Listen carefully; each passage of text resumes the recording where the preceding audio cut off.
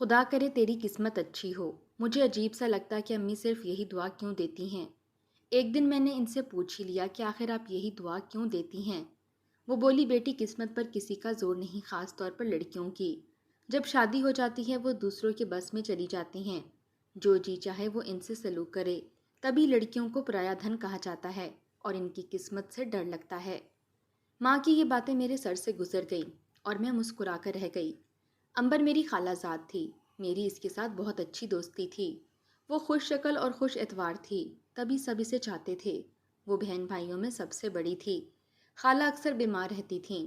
جب وہ بیمار ہوتی امبر کو چھوٹے بہن بھائی سنبھالنے پڑتے۔ یوں وہ بچپن سے ہی ایک ذمہ دار اور سمجھدار لڑکی تھی، پڑھائی بھی کرتی اور گھر کا کام بھی۔ وہ لاہور جب قریبی رشتہ داروں کے گھر اپنی والدہ کے ساتھ آتی سب کو لبھاتی، خاص طور پر بڑی ممانی تو اس پر فریفتہ تھیں۔ ہماری نانی بھی چاہتی تھی کہ امبر کی شادی بڑے ماموں کے بیٹے فیضان سے ہو۔ وہ کئی بار کزنز کی شادیوں میں لاہور آئی تو نانی کے پاس ٹھہری۔ معمولی سی سج دھج سے سب کی نظروں میں سما جانے والی دھیمے لہجے میں بات کرنے والی یہ لڑکی چھوٹے ماموں عزیز کے بیٹے کو بھی اچھی لگی، جبکہ بزرگ اس کی شادی فیضان سے کرنے کا سوچ رہے تھے۔ اس نے کنان کی صورت کو دل میں بسا لیا۔ ادھر کنان کا بھی یہی حال تھا، وہ امبر کو چاہنے لگا، لیکن ابھی ایف اے کا طالب علم تھا اور اس کے بڑے بھائی نعمان کی شادی پہلے ہونی تھی، لہٰذا اس نے اپنی چاہت کا ذکر کسی سے نہ کیا۔ شادی کی تقریب ختم ہو گئی، امبر اور اس کے گھر والے واپس پنڈی جانے لگے تو چھوٹے ماموں اور ممانی نے خالہ سے کہا، آپا اتنی جلدی کیوں واپس جا رہی ہیں؟ ایک دن اور رکو۔ خالہ کہنے لگیں بچے گھر چھوڑ آئی ہوں، میری ساس تنگ ہوگی، اس لیے زیادہ دن نہیں رک سکتی۔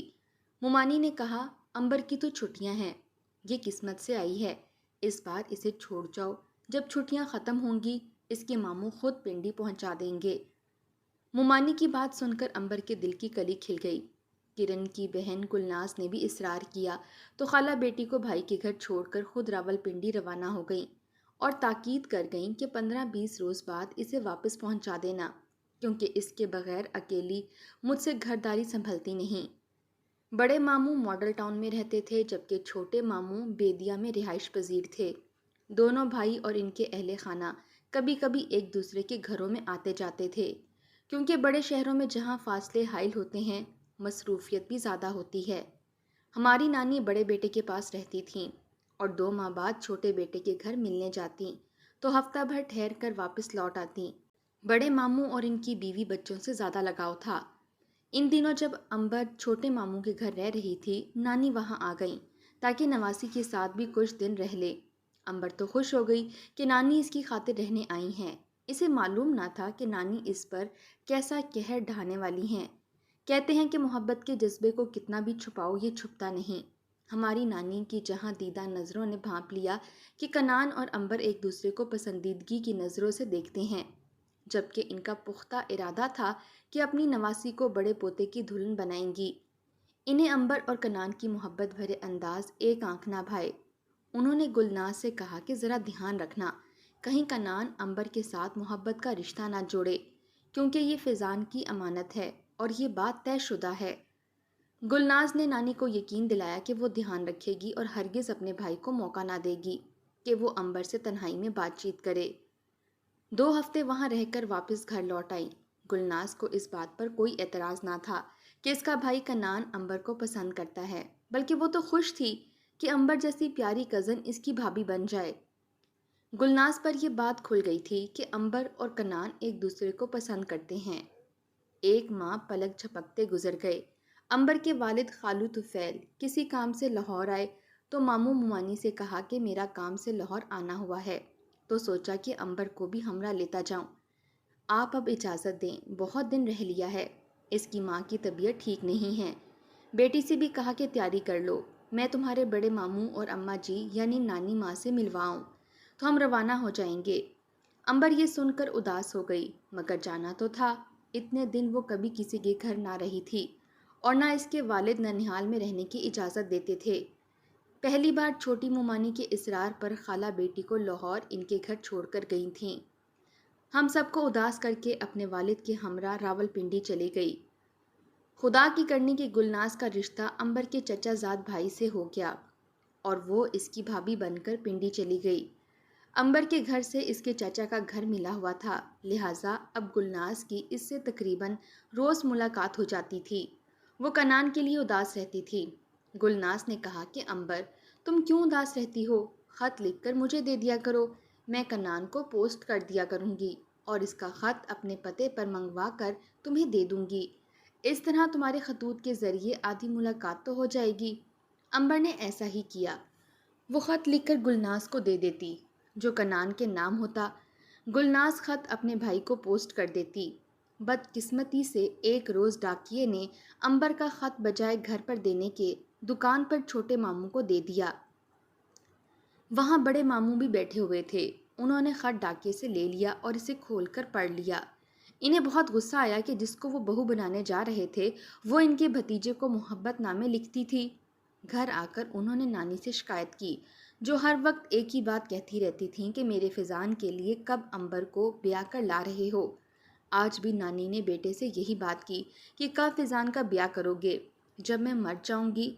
अब देर किस बात की है, मैं अपने पोते की शादी की खुशी देखना चाहती हूँ। तुम पिंडी जाकर तुफैल से बात क्यों नहीं करते? बड़े मामू तो अंबर का ख़त पढ़कर पहले ही गुस्से में थे। कहा, अम्मा, आपकी नवासी मोहब्बत नामे तो कनान को लिखती है और आप इसरार करती हैं कि मैं इसे अपनी बहू बना लूं। इस लड़की की करतूत तो देखिए। ऐसी लड़की को कौन अपने बेटे की इज्जत बनाना पसंद करेगा? मेरा जवाब है इस रिश्ते से। आप तुफैल को बता दीजिए। इत्तेफाक के खालू भी इन्हीं दिनों लाहौर आ गए, क्योंकि वो बिज़नेस करते थे और माल लाहौर से ख़रीद कर ले जाते थे। अपना काम ख़त्म करने के बाद वो नानी से मिलने आए तो उन्होंने कहा, मैं तुम्हें स्टेशन तक छोड़ने चलूँगी। खालू हैरान हुए कि आज इनकी सास को क्या हो गया है कि मुझे घर पर खुदा हाफिज कहने की बजाय स्टेशन तक साथ चल रही हैं। बहरहाल इनकी बुजुर्गी के एहतराम में वो खामोश रहे। नानी ने ड्राइवर से कहा कि तुफैल मियाँ का सामान गाड़ी में रखो, हम साथ जाएंगे स्टेशन तक, इन्हें खुदाफिज कहने। दरअसल वो तन्हाई में बात करना चाहती थीं, जो वो सबके सामने ना कर सकती थीं। जब खालू रेल में सवार होने वाले थे, नानी कहने लगी कि मेरी बात सुन लो।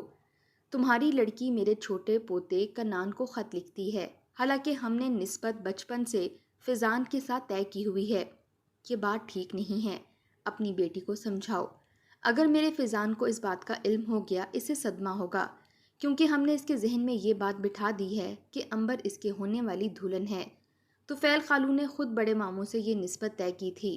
तभी इन्हें बहुत गुस्सा आया और वो तैश में घर पहुँचे। उस वक्त मेरी खाला सो रही थीं। उन्होंने बीवी को जगाया और कहा कि तुम्हारी बेटी ये क्या कर रही है। फिर अंबर को भी बाजू से पकड़ा और कमरे में ले जाकर माँ और बेटी दोनों को बंद कर दिया। वो माँ के सामने बेटी को मारने लगे। तब मेरी खाला ने कहा कि अगर इसे मारना ही था तो मुझे क्यों जगाया? मुझ में इतना हौसला नहीं है कि तुम मेरी बेटी को मेरे सामने मारो और मैं देखती रहूं। वो रोने लगी। फिर शौहर के पांव पकड़ लिए और हाथ जोड़कर बोली, इसे माफ़ कर दो, या आइंदा कभी किसी को ख़त ना लिखेगी और न कभी लाहौर कनान के घर जाएगी। बीवी के गिड़गड़ाने से खालू ने बेटी को छोड़ दिया, वरना वो इसका गला दबा रहे थे। बहरहाल इसके बाद बड़े मामू ने भी रिश्ते के लिए आगे बात न चलाई और खालू ने भी यही समझा कि बेहतर है अब ननिहाल में शादी करने की बजाय वो अंबर की शादी अपने ख़ानदान के किसी लड़के से कर दें। काफ़ी अरसे से खालू तुफैल की बहन जकिया अपने बेटे बदर के लिए अंबर का रिश्ता मांग रही थी, लेकिन खाला राज़ी ना होती थी, क्योंकि इसकी नंद ने इन्हें काफ़ी सताया था। वो अपने भाई के बेटे से ही रिश्ता जोड़ने पर खुश थीं। जब ऐसा मामला हो गया और बात खालू की गैरत पर बनी तो वो बेचारी खामोश हो गईं और अंबर की शादी का मामला खालू पर छोड़ दिया। उन्होंने बहन को बुलाया और कहा, अंबर को बहू बनाना चाहती थीं तो बात तय समझो और शादी की तारीख ले लो। मैं बदर के साथ इसकी शादी पर राज़ी हूँ। ये सुनकर खाला की नंद की तो बाछें खिल गईं। वो गुज्जर खान में रहती थीं, जो पिंडी से ज़्यादा दूर न था। बस किसी ने अंबर के आंसुओं पर गौर न किया और बदर के साथ इसकी चट मंगनी पट ब्याह हो गया। खालू ने बेटी की शादी पर ससुराली रिश्तेदारों को नहीं बुलाया, सिर्फ अपने रिश्तेदारों को ही मदऊ किया। नानी, बड़े मामू, छोटे मामू और इनके अहले खाना भी अंबर की शादी में न बैठे। ऐसा तो अक्सर होता है कि लड़की कहीं शादी करना चाहती है और इसकी शादी कहीं और हो जाती है। बचपन की मंगनी और निकाह तक टूट जाते हैं और सब यही कहते हैं कि जहाँ किस्मत लिखी थी वहीं शादी हो गई। لڑکیاں بھی رو دھو کر آخر صبر کر لیتی ہیں اور زندگی گزار دیتی ہیں، لیکن بدقسمت امبر کے معاملے میں تو کچھ اور ہی المیہ ہوا۔ اگرچہ وہ اچھی شکل و صورت کا تھا اور دیکھنے میں بظاہر ٹھیک لگتا تھا، لیکن حقیقت میں وہ ٹھیک نہ تھا۔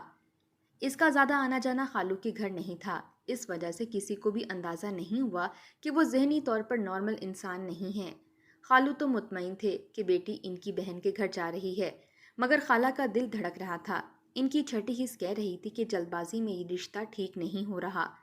امبر خوبصورت گڑیا سجی دلہن بن کر اپنی پھپھی کے گھر گجر خان آ گئی۔ شادی والے دن وہ بہت خوبصورت لگ رہی تھی، سب اسے دیکھ کر ماشاءاللہ کہہ رہے تھے۔ ادھر خالو بھی پرسکون تھے کہ بیٹی کو رخصت کر دیا تھا، وہ بھی اپنی بہن کے گھر جو بڑی چاہ سے اسے بیاہ کر لے گئی تھی۔ دلہن کو عروسی کمرے میں سیج پر بٹھا دیا گیا۔ وہ دل ماندہ کے ساتھ اپنے جیون ساتھی کا انتظار کرنے لگی۔ بے شک دونوں آپس میں کزن تھے، لیکن بچپن میں کبھی ملے تھے۔ بڑے ہونے کے بعد اس نے بدر کو دیکھا تھا اور نہ کبھی بات چیت کا موقع ملا تھا۔ اس کی پھپھی بھی آتی تو بدر ساتھ نہیں آتا تھا۔ وہ گھڑی آ گئی جب دولہا کمرے میں آیا اور خاموشی سے منہ دکھائی میں انگوٹھی ڈبیا سے نکال کر دلہن کی انگلی میں پہنا دی۔ منہ سے کوئی بات نہ کہی، بلکہ اٹھ کر آئینے کے سامنے جا بیٹھا اور اپنے عکس سے باتیں کرنے لگا۔ امبر کی سمجھ میں نہیں آ رہا تھا کہ وہ کیا کر رہا ہے۔ اسے خود سے باتیں کرتا دیکھ کر وہ پریشان ہو گئی، مگر خاموشی سے دولہے کی اوٹ پٹانگ حرکتیں دیکھتی رہی۔ اسے بدر کی ذہنی کیفیت عجیب سی لگی، جبکہ بظاہر وہ ٹھیک لگتا تھا۔ خود سے گفتگو کرنے کے بعد وہ اٹھا اور امبر کو شبہ بخیر کہہ کر صوفے پر جا کر سو گیا۔ وہ تمام رات جاگتی رہی اور سوچتی رہی، یہ سب کیا ہے؟ کوئی بھیانک خواب ہے یا کسی ڈرامے کا سین؟ صبح حسب معمول وہ عام لوگوں کی طرح نظر آ رہا تھا۔ ولیمہ ہو گیا، اگلی شب بھی اس نے ایسا ہی کیا، پھر یہ روز ہونے لگا۔ دن کو دونوں ایک ساتھ کسی نہ کسی رشتہ دار کی طرف سے دی گئی دعوت میں جاتے اور رات کو وہ اپنے آپ سے باتیں کر کے سو جاتا۔ امبر کو اپنا دکھ بھول گیا اور ایک نئی پریشانی میں مبتلا ہو گئی۔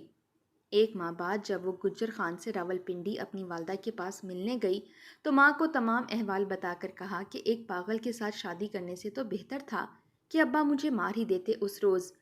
خواہ مخواہ آپ نے ان کی منت کر کے مجھے بچا لیا، اور اب دیکھیے میں جیتے جی مرنے پر مجبور ہوں۔ اس کی ماں نے خاوند سے بات کی تو طفیل خالو بھی پریشان ہو گئے کہ سگی بہن نے دھوکہ کیا، یہ نہیں بتایا کہ اس کا بیٹا ذہنی طور پر صحیح نہیں ہے۔ حقیقت یہی تھی کہ بظاہر نارمل نظر آنے والا بدر در حقیقت نفسیاتی مریض تھا، جو امبر سے کبھی کچھ کہتا اور کبھی کچھ، کبھی یہ کہ دنیا ختم ہونے والی ہے، تم بھی ختم ہو جاؤ گی، وہ دیکھو آئینے میں کون دیکھ رہا ہے، وغیرہ وغیرہ۔ امبر نے شوہر کے گھر جانے سے انکار کر دیا، مگر خالو نے کہا کہ پہلے میں تصدیق کر لوں، اپنی بہن سے بھی بات کر لوں، فی الحال تم میرے ساتھ واپس گجر خان چلو۔ اگر بدر واقعی ذہنی مریض ہوا تو پھر ہم ان لوگوں سے نپٹ لیں گے۔ خالہ اور خالو امبر کو ساتھ لے کر بدر کے گھر گئے اور انہوں نے زکیہ سے بات کی۔ کہا کہ اگر تمہارا بیٹا ذہنی مریض ہے تو پہلے کیوں نہیں بتایا؟ پہلے تو وہ مانتی نہ تھی، پھر کہا کہ کوئی ایسی بڑی بات نہیں ہے، وہ نارمل ہی ہے، بس ایک روز ڈر گیا تھا، ہم نے سوچا نہ جانے کس بات سے ڈر گیا ہے، خود کو دیکھ کر آئینہ توڑ دیا تھا، سوچا شادی ہو جائے گی تو ٹھیک ہو جائے گا۔